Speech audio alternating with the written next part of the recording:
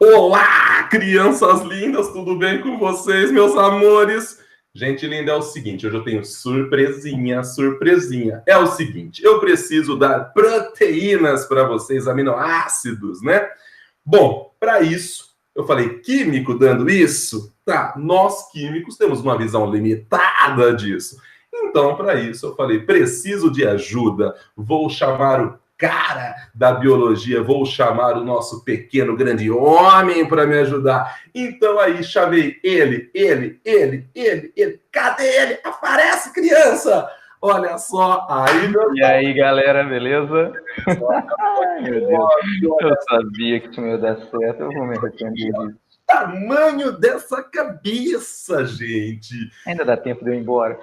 Não, fique, as crianças querem você. Então é isso, meus amores. Nós vamos hoje falar sobre aminoácidos e proteínas. Eu vou dar uma visão assim da química, como que a gente fala na química, e eu trouxe ele para quê? Para abrilhantar a nossa aula. Que coisa maravilhosa isso! Quero saber se ele vai deixar eu falar. Ah, meu Deus! Então nós vamos começar aqui. Vou pôr para apresentar a minha tela e a gente vai dar essa aula juntos. Que maravilha! Então vamos lá. Vou colocar aqui, nós vamos começar esta aula maravilhosa. Gente linda, é o seguinte, as aulas são 27 e 28 da apostila 4, da frente 4, da página 473. O tema da aula é aminoácidos e proteínas. Como isso tem a ver com bioquímica? Chamei ele. Bom, então vamos começar a brincadeira, né, meus amores? Porque isso chama aminoácidos. Pronto. Amino, porque tem a função amina, e ácidos, porque tem a função ácido carboxílico. Era isso. Obrigado, um beijo, tchau. Não! Meus amores, como eu disse, aminoácidos, né? Existem muitos, existem mais de 300 aminoácidos, tudo bem? E os constituintes das proteínas são chamados de aminoácidos primários, né? E por que o nome de aminoácidos? Como eu já disse, né? Eu vou ter a função aqui, né? Como eu estava mostrando para vocês, eu vou ter a função ácido carboxílico, vocês estão vendo aqui, né? O grupo carboxila, onde eu tenho C-O é carbonila, COH é hidroxila. Fale rápido, carbonila, hidroxila. Fale rápido, carbonila, hidroxila, carbonila, hidroxila, carbonila, hidroxila. Carbonila, hidroxila. Isso, carboxila! Uau, já aprendeu. Tá vendo? Top. E a função amina aqui, né? E a função amina aqui, por isso, aminoácidos. E aí o que vai caracterizar cada aminoácido vai ser a cadeia lateral, que nós aqui, de forma genérica, colocamos esse R. E esses aminoácidos primários, né, que constituem as proteínas, são chamados de alfa-aminoácidos. Aí você fala, meu Deus do céu, por que alfa? Por que alfa? Vamos olhar o seguinte, quando você tem o ácido carboxílico, né, você sabe que a nomenclatura da molécula, quando tem a função ácido carboxílico, ela tem prioridade, né? A nomenclatura de algum composto que tem ácido carboxílico e uma outra função, o ácido carboxílico tem prioridade.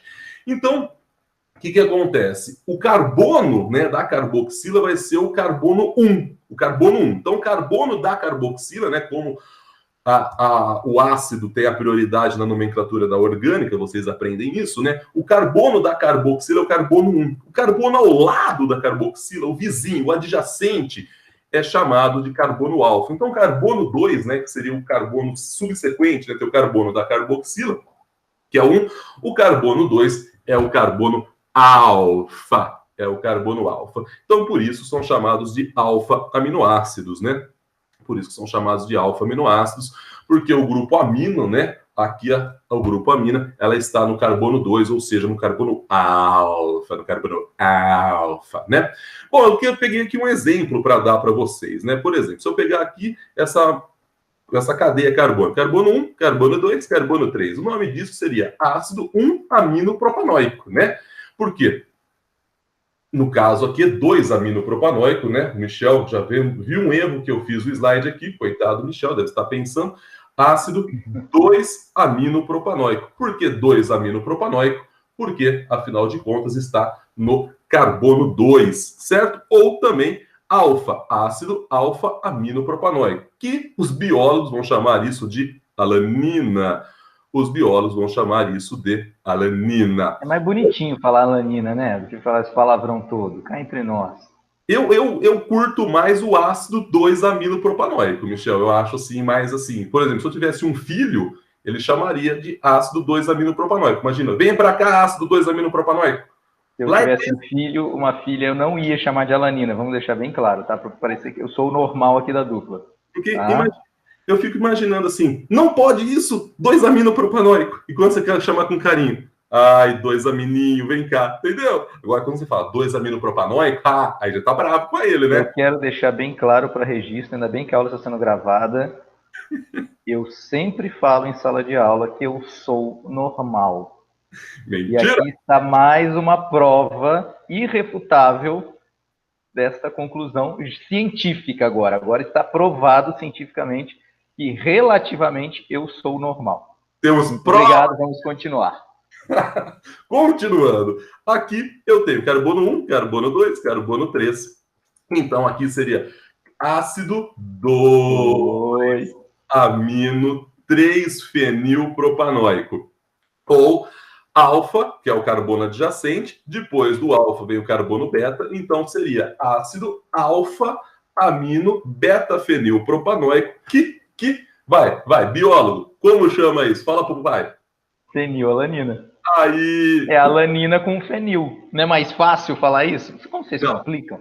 Eu curto mais o ácido 2-amino 3-fenilpropanoico, fica muito mais top, muito mais top. Então aí você entendeu o porquê do alfa. Aí, né? O alfa é o carbono adjacente ao carbono 2. Aí, que até na hora que eu digitei esse slide aí, sem querer eu coloquei 1, mas está errado. É o 2-aminopropanoico, que seria a alanina, e o 2-amino 3-fenilpropanoico, que seria a fenilalanina. E o que o Michel disse está perfeito, né? Se o ácido 2-aminopropanoico é a alanina, você tem aqui o radical fenil, então seria alanina com fenil, por isso fenilalanina. Mas eu não posso dar o braço a torcer, porque... quer dizer que eu tenho razão. Não vamos falar sobre isso. Então aí vocês entenderam o porquê dos alfa-aminoácidos, meus amores. Bom, os alfa-aminoácidos, né, tem a cadeia lateral R, né, que é essa cadeia que vai dar característica, meu amor, ao aminoácido, né? Então, veja bem, se você olhar para cá, por exemplo, eu tenho aqui, né, o carbono 1, o carbono 2, no carbono 2, ou seja, o carbono alfa, né, no carbono alfa, eu tenho a cadeia lateral. Nesse caso, eu tenho só um H, né? Então, nesse caso, eu tenho aqui a glicina. Aqui no carbono alfa, aqui da alanina, né, eu vou ter um CH3, e assim você vai vendo o quê? O que você vai vendo? Que essa parte que eu tenho tracejada seria a minha cadeia lateral, né? Então, a parte tracejada vai ser a cadeia lateral. Quando eu mudo a cadeia lateral, eu mudo a característica do meu aminoácido, né? Eu mudo até a sua solubilidade em água. Então, o que acontece? Quando eu tenho uma cadeia lateral apolar, eu vou ter aminoácidos pouco solúveis em água, né? Então, se a cadeia lateral ela é apolar, é pouco solúvel, tanto é que a gente chama de aminoácidos hidrofóbicos. Veja bem. A água é polar, né, gente? A água é polar. Semelhante dissolve semelhante. Se a cadeia lateral é apolar, né, a sua solubilidade em água ela é diminuída. Porém, né, veja bem, olha só, eu posso ter uma cadeia lateral apolar, eu posso ter uma cadeia lateral com aromáticos, certo? Com aromáticos. Lembrando também que quando eu tenho aromáticos, também são aminoácidos com uma baixa solubilidade, de modo geral, né? Lógico, de modo geral, uma baixa solubilidade, né? Também eu posso ter a cadeia lateral carregada positivamente, que na verdade, quando a gente fala, né, que tem a parte lateral, né, a cadeia lateral carregada positivamente, são aminoácidos básicos. Aí você fala, mas básicos? Não entendi. Como assim aminoácidos básicos? Se o aminoácido não tem a função ácido e básico, ele é básico como? A gente fala que o aminoácido ele é básico quando ele tem mais de um grupo amino, entendeu? Porque se você parar para pensar, né? Se você parar para pensar, por exemplo, pegar aqui a lisina, né? Para ser um aminoácido tem que ter a função ácida, né? E tem que ter a função amina. Você fala, fechou. Só que se você olhar aqui para a lisina, você tem mais um grupo amino. Você fala, mas por que está com esse sinalzinho de mais, né? Lembra, as aminas, ela tem caráter básico. Porque o nitrogênio ali, ele tem um par de elétrons, né? Que pode aceitar um H+, né? Pela teoria de Bronson de Lowry, tudo que aceita H+, é base, né? Pela teoria de Lewis, se oferece um par de elétrons, né? É uma base. Então, o que acontece? Por que ficou aqui no cantinho, né? Ficou NH3+, né? Era uma NH2 que aceitou um H+, né? Por isso, eu vou ter ali o caráter básico. Então, os aminoácidos que são considerados básicos, né? Os aminoácidos que são considerados básicos são os aminoácidos, né? Que têm mais, né, de um grupo amino, né? Então, se você pegar aqui na arginina, você vê que você tem mais de um grupo amino. Se você pegar aqui na histidina, também tem mais de um grupo amino. Então, esses são os aminoácidos considerados básicos. Em contrapartida, né, você também tem os aminoácidos que são carregados negativamente, que na verdade são os aminoácidos ácidos. Se os básicos é porque eles têm mais de um grupo amino, nos aminoácidos ácidos é porque eles têm mais, né, de um grupo carboxílico, né? Então a gente fala que na cadeia lateral eu tenho mais uma carboxila, por isso que nós chamamos isso, né, de aminoácidos ácidos. Então já caiu isso em vestibular, tá? Já caiu isso em vestibular, o cara te dá a estrutura, deixando bem claro, até depois o Michel pode comentar, mas deixando bem claro que assim, o vestibular, ele não vai te dar uma molécula e falar assim, ó, qual é o nome dessa molécula? Porque tem muitos aminoácidos, né, moçada? Então, ele pode pedir o nome oficial, igual nós estávamos dando, mas de forma geral, você já viu isso, Michel, do cara te dar a forma de aminoácido é esse? Na química, eu nunca tinha visto.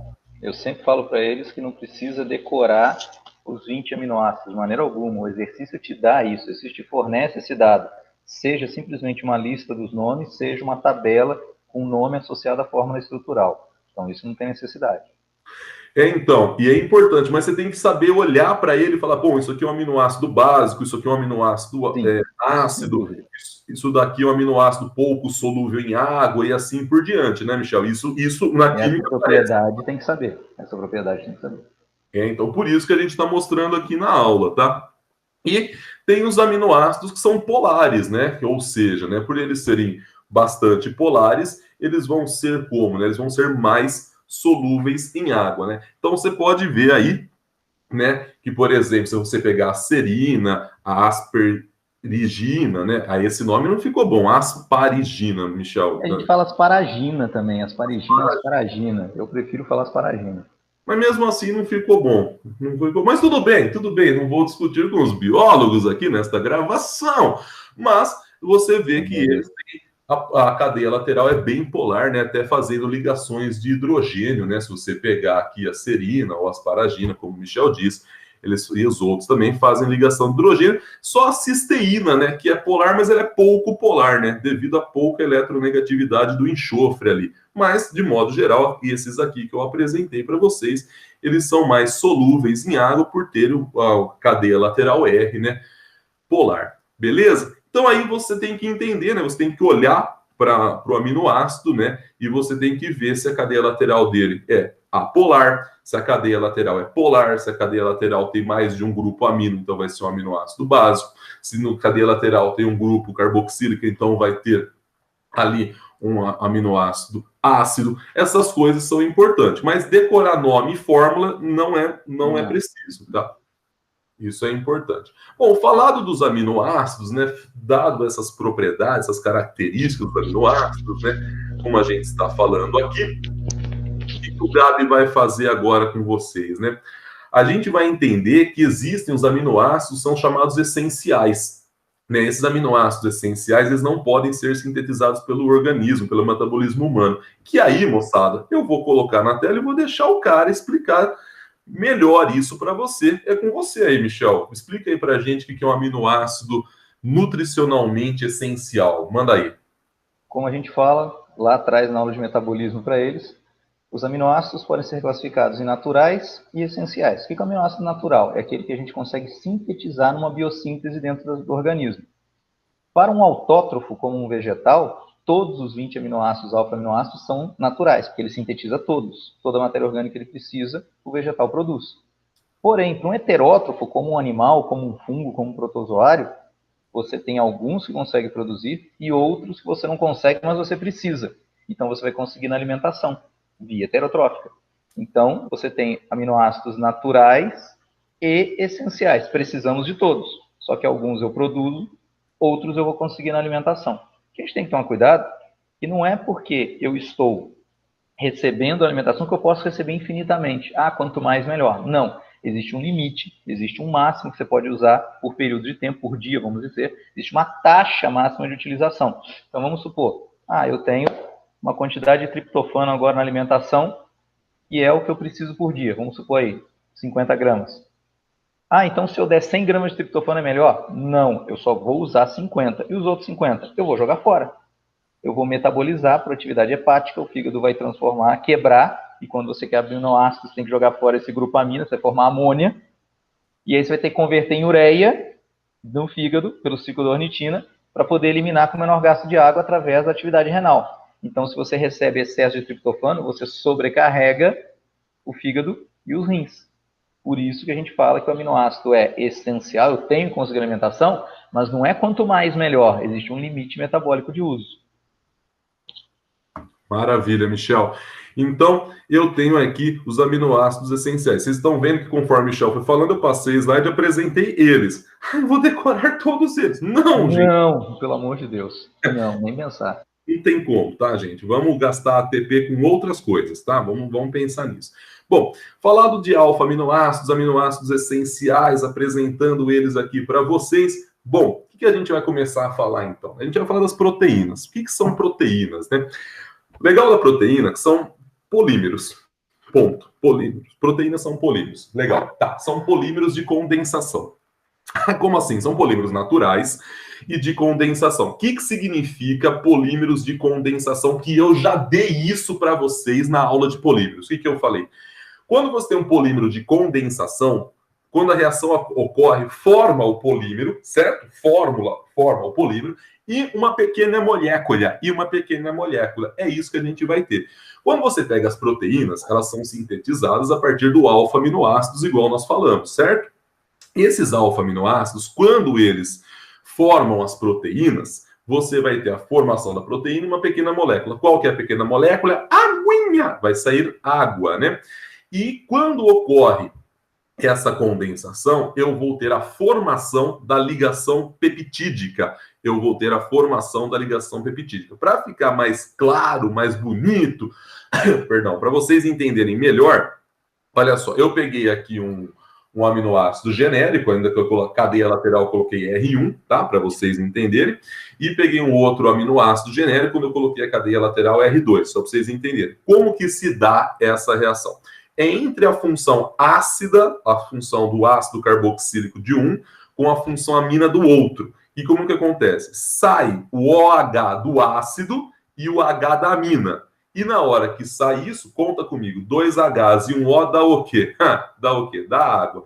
E aí surge uma ligação. Porque o N, esse N, se liga a esse carbono. Como chama essa ligação? Uma ligação covalente. Como é que chama essa ligação covalente? Ligação peptídica. Eu, quando estudei bioquímica, eu também estudei com uma ligação amídica. Michel, se usa muito ligação amídica ou não? Para o ensino médio, não. Só na faculdade mesmo, que eu também falei em ligação amídica, que eu vi ligação amídica. A gente fala no ensino médio, para o vestibular, é ligação peptídica mesmo. Justamente. Mas, como nós estamos dando aula aí para pessoas que futuramente farão graduações e muitas outras coisas, é capaz de ver lá e professor, mas nunca ninguém falaram isso. A gente já deixa aí. Oi? Tá aí, a gente falou. Aí, isso aí, tá aí, a gente está mostrando que tá aqui. Então, isso aqui. Quando forma a ligação peptídica, se você olhar bem para cá, que função que é essa que foi formada? É a função amidar. Amidar, por isso que na graduação se chama de ligação amídica, né? Mas para ensino médio, para vestibular, é ligação peptídica, tá bom? É a formação da ligação peptídica. Então, a gente quando vai ter, aqui eu mostrei no caso, né, uma ligação peptídica sendo formada, né? Então, por exemplo, né, quando você tem a proteína, vocês estudam, que o Michel daqui a pouco vai explicar para vocês com mais profundidade, vocês estudam a estrutura primária, secundária, terciária e quaternária, né? Bom, eu vou dar foco, eu vou explicar um pedacinho da estrutura primária, tá? Quando você tem uma proteína, você tem uma poliamida, certo? Ou seja, tem várias vezes a função amida se repetindo, porque afinal de contas a proteína é um polímero de condensação, tá? Quando você tem uma proteína sendo formada, né? Você tem ali as reações que formam a proteína, você chama aquilo ali, né, de uma reação de condensação. Por exemplo, eu pego aqui a alanina, tá? Vou usar os nomes bonitinhos do Michel. Ah, convenceu-se. Peguei. Me rendi. Ganhei. Tá? Ganhei. Vou pegar aqui a alanina, né, e vou colocar para reagir com a glicina, certo? Certo. O que acontece nesse exato instante? Como eu disse, sai o OH do ácido e o H da amina. Forma a proteína mais a água. Você está vendo que eu deixei em vermelhinho aqui a ligação peptídica. Nesse caso, eu tenho um dipeptídeo. Se eu usei 2 alfa-aminoácidos, eu tenho um dipeptídeo, que no caso vai ser o alagli. Se eu usasse 3 aminoácidos, eu teria um tripeptídeo. Se eu usasse 4 aminoácidos, eu teria um tetrapeptídeo. Olha só que legal. Antes de eu pedir uma explicação com o Michel, que eu quero que vocês escutem, eu vou falar para vocês. Como eu usei alagli, esse dipeptídeo é chamado de alagli. Olha só, ele segue a sequência. Então, o nome da estrutura primária, olha só que legal, o nome da estrutura primária, ela é devido à sequência de aminoácidos na cadeia, tá? Então, o que acontece? Presta atenção. Veio primeiro quem? Veio primeiro a estrutura que veio da alanina, por isso ala. Depois veio a estrutura que veio da glicina, por isso gli. Se eu tivesse feito ao contrário, olha só, tivesse usado a glicina, depois uma alanina, eu teria o quê, né? Eu teria o gliala, tá vendo? Eu teria o gliala. Então, eu olho para o dipeptídeo, o tripeptídeo, o tetrapeptídeo, eu vou pedir até a explicação para o Michel, como que a gente chama de proteína ou polipeptídeo, mas o que eu quero mostrar para você é o seguinte, quando você tem a estrutura primária, você vai começar a olhar, né, para a estrutura primária da proteína, você vai falar assim, bom, o que está vindo primeiro? Nesse caso, isso aqui está vindo da onde? Opa, está vindo da glicina. Isso daqui está vindo da onde? Opa, isso está vindo da alanina. Por isso que o nome disso vai ser gliala. Se você voltar naquele outro slide que eu dei, olha só, estou voltando. Primeiro vinha a ala, depois o gli. Por isso que esse é o ala-gli. E aí, Michel, eu vou fazer a pergunta dos campeões para você. Tem lugar que começa assim, um polipeptídeo a partir de tantos alfa-aminoácidos, depois a proteína. Explica pra gente aí o que é um dipeptídeo, um tripeptídeo, um tetrapeptídeo, um polipeptídeo. Manda aí, vai. Então, quando você liga os aminoácidos fazendo a polimerização, você está fazendo ligação peptídica. Se você usou 2 aminoácidos, é um dipeptídeo. Você falou bem, 3 aminoácidos, um tripeptídeo. 4 aminoácidos, um tetrapeptídeo. Para não ficar toda hora mudando o prefixo, até poucas dezenas de aminoácidos, 16 a 20, a gente fala oligopeptídeo. O prefixo óleo quer dizer pouco. Acima de 20, a gente fala polipeptídeo. Poli, vários. E quando que eu chamo de proteína? Oficialmente, depois de 70 aminoácidos. Até 69 é polipeptídeo, 70 é proteína. Só que, para o ensino médio, nas questões de vestibular, mistura tudo. O cara chama de proteína, às vezes, quando tem 4 aminoácidos. O cara chama de polipeptídeo quando tem 2 aminoácidos. Então, para o ensino médio, para vocês, proteína é sinônimo de polipeptídeo, que é sinônimo de oligopeptídeo. Às vezes, ao invés de polipeptídeo, usa peptona. Tudo a mesma coisa para vocês. Na faculdade é que a gente vai ter essa classificação mais rígida para a estrutura primária. O que tem que tomar cuidado é aquilo que a gente estava comentando, que cai tanto na biologia quanto na química. Quando se pergunta quantas ligações peptídicas eu tenho na formação daquela proteína. Então tem que tomar cuidado que aqui fala. Então, peraí. Agora vem o pulo do gato. Já que você vai falar da hidrólise. Vou falar o seguinte. Então, olha só. É por isso que eu chamei o Michel, para essa aula ficar a mais completa possível. Quando você tem uma proteína, você pode fazer a hidrólise dela. Se você pegar a proteína mais água, ela volta a ser os alfa-aminoácidos que deram origem a isso. Ou seja, eu vou quebrar essa proteína, certo? Então, eu vou pegar aqui um dipeptídeo e vamos fazer o seguinte. Se eu fizer a hidrólise desse dipeptídeo, o que vai acontecer? Eu vou quebrar isso daqui, ó. Olha só, vocês estão vendo a seta chegando? Olha que coisa linda, a seta chega e quebra. Na hora que quebra aqui, eu tenho a água.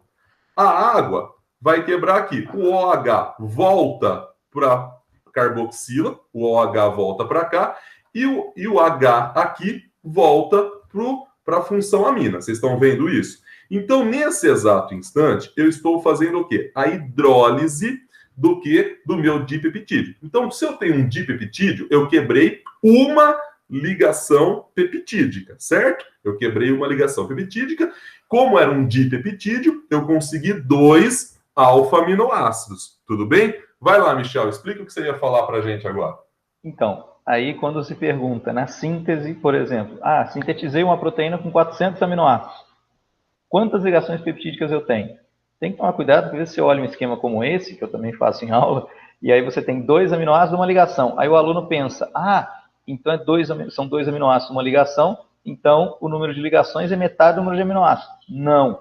Se eu tiver 2 aminoácidos, uma ligação. Se eu tiver 3 aminoácidos, 2 ligações. Se tiver 4 aminoácidos, 3 ligações. Ou seja, o número de ligações é o número de aminoácidos menos 1. Se eu tenho 400 aminoácidos formando a minha proteína, o meu polímero, eu tenho 399 ligações peptídicas formando essa proteína com 400 aminoácidos. E quantas moléculas de água foram formadas na síntese? 399, porque cada ligação formou uma molécula de água. O contrário também. Vou hidrolisar agora uma proteína. Quantas moléculas de água foram usadas? Se eu tinha 400 aminoácidos, eu vou ter que quebrar 399 ligações peptídicas, vou precisar de 399 moléculas de água. Então tem que lembrar disso. O número de ligações é igual ao número de aminoácidos menos 1. E cada ligação vai formar uma molécula de água. E ó que legal, No laboratório, você fala assim, Gabi, faz a hidrólise de uma proteína. Eu faço isso usando um ácido forte ou uma base forte diluída, eu consigo fazer a hidrólise. Mas no corpo humano, como é que se faz, Michel, a hidrólise? Como a gente já falou na aula de digestão, a gente tem enzimas que se ligam agora quebrando. Então, lá no suco gástrico, você vai ter a pepsina. Lá no suco entérico, você vai ter epsina ou tripsina e quimiotripsina, digerindo proteína em polipeptídeo, em peptona. Depois, o suco entérico tem as peptidases, tem dipeptidase, tripeptidase. Por exemplo, tem várias enzimas diferentes que vão quebrando os polipeptídeos, as peptonas, em aminoácidos. Aí a gente consegue assimilar. Justamente. E aí, moçada, é o seguinte, eu estava falando para vocês da estrutura primária, né? Então, quando você tem a estrutura primária, você vê aqui que eu coloco na sequência. Eu tenho a cadeia A, a cadeia B, eu tenho a sequência. Só que eu não tenho gabarito para explicar para vocês isso com tamanha profundidade. Então, tá aí o cara para falar o que é uma estrutura primária, secundária. É com você, Michel. Brilha, meu querido. Por isso que eu te trago. Vai, brilha. Você é lindo, vai. Galera, a estrutura primária é aquela que é montada nos ribossomos quando a gente liga os aminoácidos lá na síntese proteica, na tradução, como a gente já viu em aula. Então, vocês estão vendo ali a sequência dos aminoácidos um atrás do outro, como um colar de pérolas. Cada pérola é um aminoácido, colar de pérolas, a sequência é a estrutura primária. Porém, isso não é a proteína pronta. Tem casos que você já tem a proteína funcional. Mas a forma espacial é essencial para dar função. Então, o que nós temos agora? Outras estruturas espacialmente determinadas. Então, pensa no colar de pérolas. Se eu fizer uma mola com esse colar de pérolas, aí, no próximo slide, a gente vai ter agora da estrutura primária, que é só a sequência dos aminoácidos, um atrás do outro, para a estrutura secundária. Olha a estrutura secundária, como está enovelada, que a gente vai chamar agora de estrutura alfa ou estrutura beta, de acordo com a determinação espacial. E aí, para manter isso, nós temos ligações entre as cadeias. Então, imagina, está lá a molinha, a linha de cima, a linha de baixo, a cadeia de cima, a cadeia de baixo, se prendem, se mantém daquele jeito, retorcido como? Com ligações de hidrogênio. O Gabiru morre se eu falar ponte de hidrogênio. Lógico, são ligações. E ponte de sulfeto. Mentira, ligação de sulfeto. Então, essas ligações mantêm essa estrutura espacial enovelada. E aí eu posso pegar essa mola e contorcer essa mola, que é a estrutura terciária, que também vai ser agora uma estrutura espacialmente determinada, pelo dobramento com as ligações de sulfeto e de hidrogênio. E quando eu pego uma proteína em estrutura terciária, que já vai ter uma função definida, e ligo com outra terciária, eu posso formar uma estrutura quaternária, como a nossa famosa hemoglobina. E aí, para unir tudo isso, normalmente eu tenho o chamado grupamento M, como, por exemplo, vai ser o caso do ferro na hemoglobina e do magnésio na clorofila. Então, aí eu tenho, né, normalmente, na estrutura terciária ou na quaternária, as proteínas funcionais. E a estrutura espacial é determinante. Lembrando que a gente tem proteínas estruturais, que dão forma às estruturas das células, mas nós temos proteínas catalisadoras, que facilitam reações. As enzimas. As enzimas têm um formato espacial, como vocês estão vendo aqui. Isso aqui que parece uma mancha verde agora, parece uma baba verde aqui na tela, é uma enzima, uma proteína cujo formato espacial côncavo agora determina um local de reação, que é o sítio ativo. Isso se liga a uma molécula, que eu vou chamar de substrato, sobre a qual ela vai atuar, e aí ela faz uma reação. E pode ser uma reação de síntese, pode ser uma reação de quebra, pode ser uma reação catabólica ou anabólica. Mas espera aí, então as enzimas são proteínas? Sim. Que vão catalisar reações? Sim. A enzima não se altera, mas ela gasta normalmente energia, gasta ATP para realizar esse processo. E aí, passando o próximo aqui, Gabriel. Só vou Claro. interromper. Enzimas, catalisadores. Quando a gente dá catalisador para vocês, o que a gente fala? Catalisador, ele entra e sai igual. Se ele entrou, eu faço na aula de catalisador, eu dou um exemplo esdrúxulo, né? Eu gosto dessa palavra, esdrúxulo. Fala assim, se ele era rosa no começo, no final ele é rosa. Tem 1 quilo de catalisador no começo, no final tem 1 quilo. Ou seja, o Michel está falando a mesmíssima coisa, que as enzimas são catalisadores e elas não são gastas. Outro detalhe, olha só, ele falou assim, tem um sítio ativo, onde acontece, cada enzima tem a sua especificidade. Quando eu dei a aula de catalisadores para vocês, eu falei assim, que para cada reação química, eu tenho um catalisador em específico. Você está vendo que todas as aulas agora estão se juntando, moçada? O que eu falo, o que o Michel fala é a mesma coisa. Só que eu foco mais na minha química, né, na minha pobre química, né? E o Michel mostra aí a beleza da nossa vida. Isso aqui me arrepia, isso aqui me arrepia. Por quê? Exatamente, eu estou vendo o Michel falar, eu estou lembrando da aula que eu falei para vocês de catalisadores. Perdão, Michel, eu precisava fazer esse comentário. Continua aí. Eu entendi. Então, no próximo slide, aí só para lembrar, a enzima completa a gente chama de holoenzima. Aí ela tem a parte proteica, que é a apoenzima, e ela tem muitas vezes um cofator, que é um ativador. Pode ser um metal, pode ser uma coenzima, que é uma vitamina. Então, a enzima propriamente dita, de natureza proteica, a apoenzima, ela precisa de um gatilho, de um ativador. Aí entra uma vitamina, entra um metal, para ter a enzima funcional, que é como a gente chama a holoenzima. Lembra de inseto holometábulo? Total, completo, metamorfose completa? Então, holo quer dizer total, pronto, completo. Então, a enzima pronta, funcional, é a holoenzima. E aí, próximo slide. Só para mostrar. A enzima vai ter um sítio ativo, então, onde realiza a reação, e aí é ali que vai se ligar ao substrato. O formato espacial é essencial. Então, imagina, eu tenho um pneu, eu tenho uma roda. Essa roda só vai ter rolagem se ela tiver o formato de rodar. Se eu derreter essa roda, ela não roda mais. Então, o formato espacial é essencial para permitir a reação. Se a enzima esquenta e ela dilata, ela pode perder o formato adequado para reconhecer o substrato.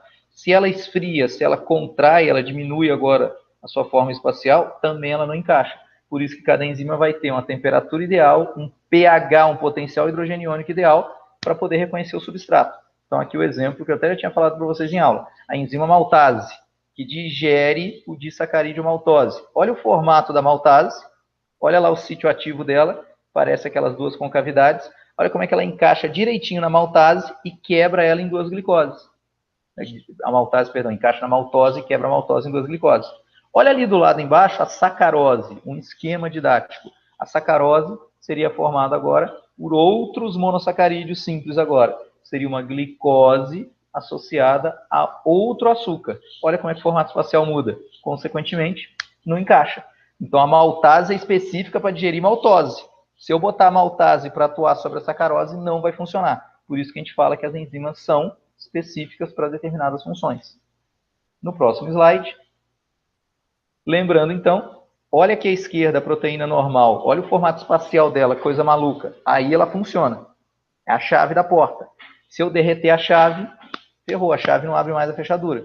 Então, se houver a desnaturação, por alteração de temperatura, esquentou demais, rompeu as pontes de sulfeto, rompeu as ligações de hidrogênio, ou por mudança de pH, que também rompe essas ligações, desmilingua, desmonta.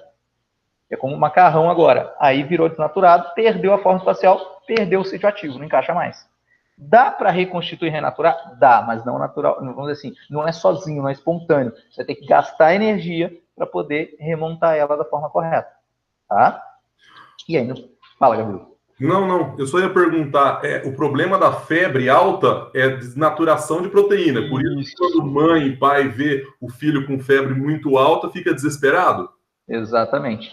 Aí você tem uma elevação da temperatura que inicialmente é para ajudar a atividade dos anticorpos, que os anticorpos são enzimas também. A temperatura ideal deles é 37,1, 37,4, enquanto a nossa média é 36,6. Então a febre inicial é boa. O problema é que entra um feedback positivo e começa a elevar demais. Aí passou de 38, começa a dar problema, começa a afetar o nosso metabolismo, porque as enzimas começam a sofrer um processo de desnaturação. Não total, mas começa a alterar a forma espacial e dificultar as reações. Aí você tem que voltar a temperatura, mas não é para botar no balde de gelo, como já aconteceu. Você tem que botar na água morna. Se a temperatura ideal é 36,6, se você botar na temperatura agora de 30 graus, já perde um pouquinho de calor lentamente. Não vai botar a criança agora num balde a 10 graus, a 0 grau, balde de gelo. Você mata a criança, pelo amor de Deus. Top. Muito bom. Bom, falado tudo isso, a gente também tem que falar de um detalhe, né? Os aminoácidos, eles apresentam um caráter anfótero. Se você parar para pensar friamente, o aminoácido, ele tem a função ácida, né, do grupo carboxílio, e a função básica da grupamina, né? Então, o aminoácido, ele pode fazer o quê? Ele pode formar um sal interno, como se fosse uma reação de neutralização intramolecular. Porque o OH do ácido, né, como eu mostro aí, vai para a nossa função amina, né, formando aí um sal interno. Quando isso acontece, esse sal interno, esse íon, né, de polo tanto positivo quanto negativo, na química e na biologia também é chamado de desviterium. Desviterium é... Gente, eu não sei falar direito isso daí, né? Porque é um nome, acho que é alemão. É alemão, aptas ardem dói morrer das vidas. O que ele disse? Gente do céu, alguém me salva. Então, nesse exato instante, eu tenho aqui o aminoácido, né? Que forma esse íon que nós chamamos de desviterium, né? Bom, o que acontece também? Um aminoácido, ele pode vir a reagir com um ácido, se você parar para pensar, né? Se você pegar um aminoácido e colocar na presença, né, de um ácido, eu vou ter a formação de um sal. Afinal de contas, né, aqui eu vou ter um par de elétrons, né? Eu vou ter um par de elétrons, e aí aqui ele vai aceitar o íon H+, né? Do meu ácido, né? Que ficou horrível esse H+, aqui, mas tudo bem, vocês entenderam. Então, eu tenho aqui que os aminoácidos, eles podem reagir tanto com ácidos quanto com bases. Ou seja, né? Se eu tenho aqui um aminoácido e uma base, eu também vou ter a formação de um sal mais água. Por isso que você, às vezes, está fazendo um vestibular, você está fazendo uma prova, e aí aparece, assim, alguma coisa falando no texto que aminoácidos têm caráter anfótero. O que significa isso, né? Anfótero, que pode vir a reagir tanto com ácidos quanto com bases. Beleza? Isso, moçada, até aqui tá tranquilo, tá da hora. Mas poderíamos parar a aula aqui, nesse momento. Eu falei da parte química. Você vê que a parte química em si é muito simples, né, gente? Você vê que a parte química, ela é muito básica, fala de polimerização, de condensação e tal. O tchananã da aula é a biologia, né? É a biologia, por isso que eu chamei o cara aqui. Tá a fim de puxar o meu saco hoje. Tá querendo alguma coisa. Mas é a realidade, né? Vocês sabem, né, gente? Ele foi meu professor. Pô, para, que vai denunciar a minha idade. Pelo amor de Deus, não basta os cabelos brancos. Para de falar essa coisa. Eu tenho, né? Eu tenho que chamá-lo. Então agora ele vai falar de algumas cositas más falando sobre tudo isso. É com você, Michel. Brilha, meu querido. Galera, para associar com as aulas que a gente já teve genética molecular de mutação, olha só. Tem uma enzima, tá? No nosso corpo, fenilalanina hidroxilase, que é usada para converter o aminoácido fenilalanina em tirosina, que vai ser precursor agora, vai ser usado como matéria-prima para diversas moléculas, principalmente neurotransmissores, tá? Aí o que acontece? Olha aqui a nossa esquerda. O gene normal, o alelo normal que sintetiza essa enzima, ele tem sua sequência de nucleotídeos do DNA, codifica o RNA mensageiro e codifica a sequência de aminoácidos da proteína, a estrutura primária, como a gente acabou de falar. Existe um gene mutante que tem a substituição de uma guanina por uma adenina, uma base púrica, guanina, por outra púrica, adenina, substituição por transição. Já falamos isso, mutação de substituição por transição. Aí você troca um nucleotídeo, guanina por adenina, muda um códon, uma trinca, muda um aminoácido no código genético. Ao invés de arginina, vai ter triptofano. Muda a forma espacial da enzima inteira, um aminoácido. Eu já tinha falado para vocês no caso da anemia falciforme em aula, agora a gente vai ver o caso da fenilcetonúria. Quando a pessoa produz essa enzima, ela não funciona.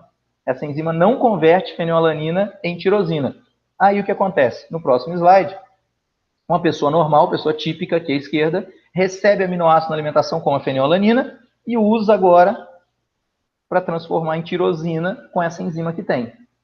Quem tem essa doença, essa anomalia genética, esse gene mutante funcionando, ou melhor, não funcionando, não produz essa enzima, não vai transformar a fenilalanina em tirosina. Vai receber fenilalanina na alimentação, porque é heterótrofo, e não vai metabolizar, não vai utilizar na reação correta. Vai acumular fenilalanina e vai formar cetonas, por isso fenilcetonúria. As cetonas são tóxicas, e aí vão ser eliminadas na urina e vai dar um odor forte na urina, mas o principal aqui, que vai ser a falta da tirosina, vai ter falta de neurotransmissores. Aí os neurônios não funcionam direito. Olha aqui a metabolização, lá em cima à esquerda, a fenilalanina, eu vou lá e coloco um OH nela, vira tirosina. E a tirosina é precursora da melanina, pigmento da coloração da pele, é precursora de diversos neurotransmissores, como eu falei. Se você não tem essa enzima, fenilalanina hidroxilase, o que vai acontecer? Você vai ter o PKU, a sigla para fenilcetonúria. Aí você vai ter fenilalanina em excesso, você vai converter em fenilpiruvato, vai converter depois em fenillactato, para depois transformar em fenilacetato. Esse fenilacetato vai ser filtrado pelos rins e vai sair na urina. Beleza, só que isso aí vai causar problemas no corpo como um todo. É tóxico, vai causar morte de células. Então, as primeiras sequelas, o odor da urina muda muito, mas o problema não é só esse. O problema é que a pessoa vai ter sequela no sistema nervoso central, ela vai ter um leve retardo mental, simplesmente porque ela não vai conseguir produzir vários neurotransmissores. Então, peraí, a pessoa nasce normal. A partir do momento que ela começa a se alimentar e recebe fenilalanina em excesso na alimentação, ela não vai ter como dar conta disso. Então, isso aqui pode ser evitado geneticamente. No próximo slide, o gene é recessivo. Quando a pessoa é azão, ela tem os dois alelos normais, ela produz a enzima, acabou o problema. Se ela for heterozigótica, tiver o gene azão em dose única, já produz a enzima, fenilalanina agora hidroxilase, acabou o problema. Então, ela vai ser normal. Ela é portadora do gene, mas ela não manifesta. Quando ela é azinho, os dois cromossomos dela, são uma espécie de diploide, tem os dois genes agora defeituosos, ela não produz a enzima. E a não produção leva ela agora a manifestar esse sintoma se nada for feito. Mas, Michel, ela só vai ter problema se ela receber fenilalanina na alimentação. Exatamente. O que eu tenho que fazer? Cortar. Mas como é que eu vou descobrir? O exame do pezinho. O exame do pezinho, que é feito gratuitamente pelo SUS, detecta 6 doenças genéticas que estão aqui listadas. Só, não precisa decorar, só para ilustrar. A fenilcetonúria, que eu estou falando agora, hipotireoidismo congênito, anemia falciforme, hemoglobinopatias, hiperplasia agora da adrenal, dentre outras. Mas o importante aqui é a fenilcetonúria. Se eu faço esse exame logo depois que a criança nasce e eu detecto que ela não tem a enzima, opa, é só dar uma alimentação para ela restritiva de fenilalanina, ela vai ter a vida normal. Você evita o aparecimento de um problema no sistema nervoso central se você fizer esse exame. Ah, mas se eu não fizer e depois descobrir, já é tarde demais, o problema já está feito. Não adianta depois você agora começar a restringir, porque já teve a má formação do sistema nervoso. Então, você fez o exame e descobriu, opa, você vai ter que controlar a alimentação da criança, desde cedo. Então, por exemplo, alimentos com elevado teor de fenilalanina, não pode. Carne, leite, soja.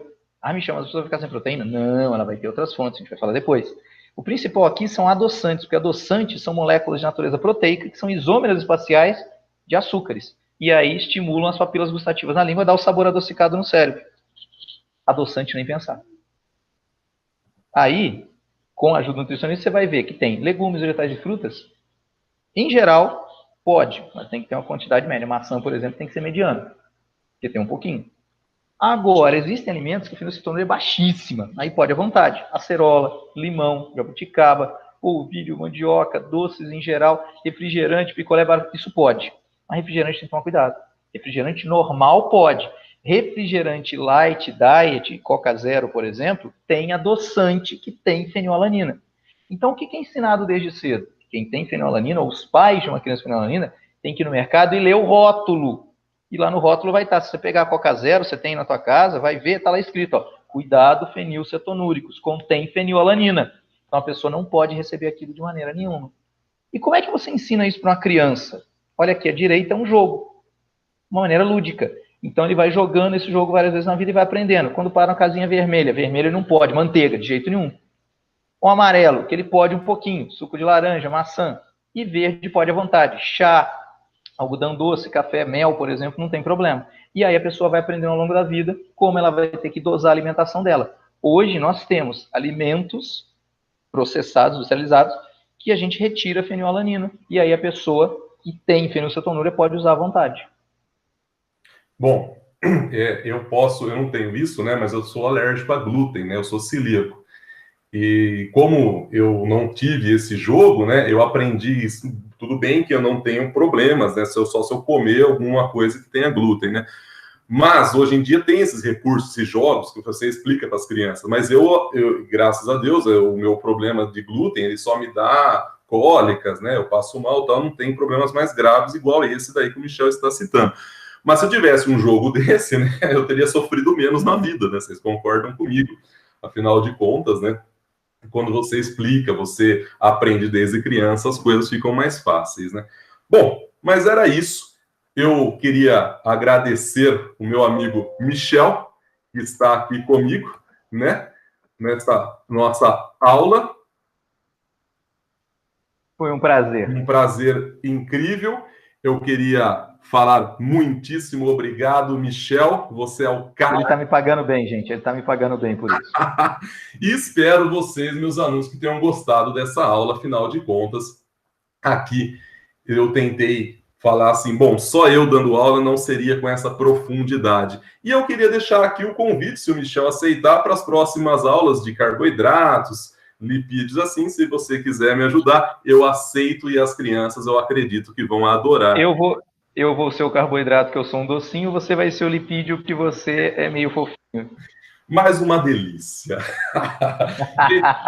Queria agradecer a todos e a todas, falar muitíssimo obrigado, bons estudos. Obrigado pela atenção, galera. Valeu mesmo. Obrigado, espero que tenha sido proveitoso. Beijo, gente. Tchau, tchau. Um abração. Tchau, tchau. Tchau, tchau.